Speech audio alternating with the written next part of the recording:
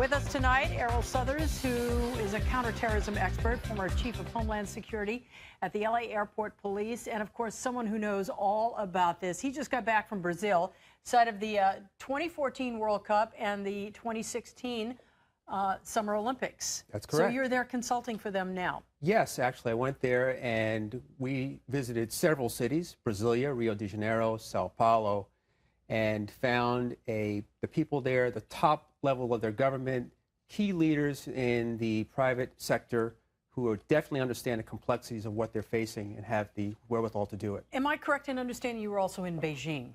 Yes, I was, before the Olympics in 2008. And that went off pretty much without a hitch. That went extremely well. What is different about Beijing and perhaps London that they have to deal with? Well, what is different about those two entities are you have in Beijing, you had a situation where they built everything from the ground up. They really took control of their population. Unfortunately, a lot of people were arrested beforehand. They had a very aggressive intelligence campaign in terms of looking for trouble.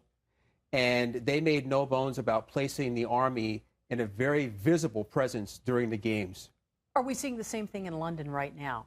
I think what we're seeing in London is a little bit different. You have a Western society that unfortunately has been the victim of terrorist attacks in the past. They understand what's inherently could happen with the Olympics because of what they are. A population in terms of some people that have been aggressive, terrorists, Islamists, etc. And so they really are looking at their risk picture. And here's the problem. Didn't they have 2 arrests or make 2 arrests within just the past week or so with suspected terrorists there? Yes, they did. And although they're saying that they had no nexus to the Olympics, one of those individuals visited the site or passed through that location very close to it several times. He was on a watch list. So they are in high alert, and these arrests were probably very prudent. What is the biggest concern for the London Olympics? Is it a terrorist attack a la sort of 9/11, or is it kind of the lone wolf, the homegrown terrorist, the suicide bomber? Well, Colleen, you're absolutely correct. It is the lone wolf. It could be the homegrown terrorist. They have a population there that is pretty interesting as it relates to people who might engage in that activity. But more importantly, we're also concerned about a Mumbai-style attack. Any specific areas? Are we talking about the stadiums where the athletes are competing? Are we talking about the hotels, or is everything up for grabs here? Unfortunately, I think everything is up for grabs. When you have the Olympics, you have all of the things you just mentioned. You have the transportation of athletes to and from practice fields, an extraordinary number of VIPs. Every country literally on the planet is there.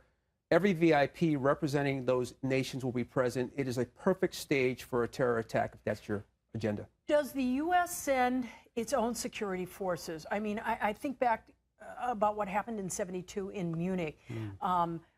Does each country send its own, or is it up to the host country to provide the blanket security? It's a very good interagency, international effort. The host country, of course, will take the lead. It's a collaborative effort. We do send people there. The FBI is there. We have security forces that are in place. But the London officials will take the lead. I have friends that work for New Scotland Yard, Metropolitan Police. They've been working on this for the past 6 years. Just today, there's a story out that that they need more security over there. I'm trying to sort of paraphrase it here, but they may have been a little short-sighted in what they estimated they would need here. I mean, how does that instill confidence in either people attending the Olympics or the athletes or even the host countries? I think the confidence comes from the fact that they've acknowledged what the threat picture really is. When they say they need more security, they are probably addressing throughput, getting people in and out of the venues quickly, having the appropriate security forces on the transportation modalities that will be needed. So I don't think that there's necessarily an escalated threat. I think the security forces are really for a safety aspect as well. We, of course, watch all the movies, and we know about MI6, and we hear about the Frogmen and the James Bond and those sorts of characters. Are those real? They are real.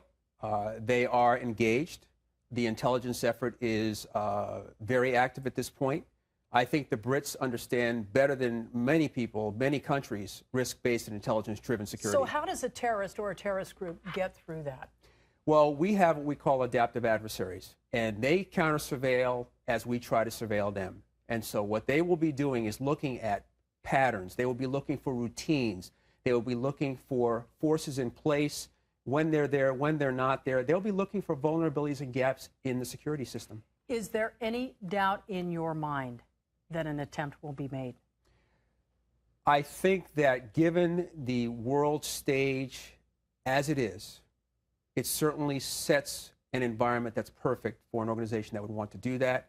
I would certainly hope that that doesn't happen, but it is very tempting and certainly very interesting. All right. Thank you so much for coming in. We My certainly pleasure, Colleen. appreciate it, Good to as see you. always. Thank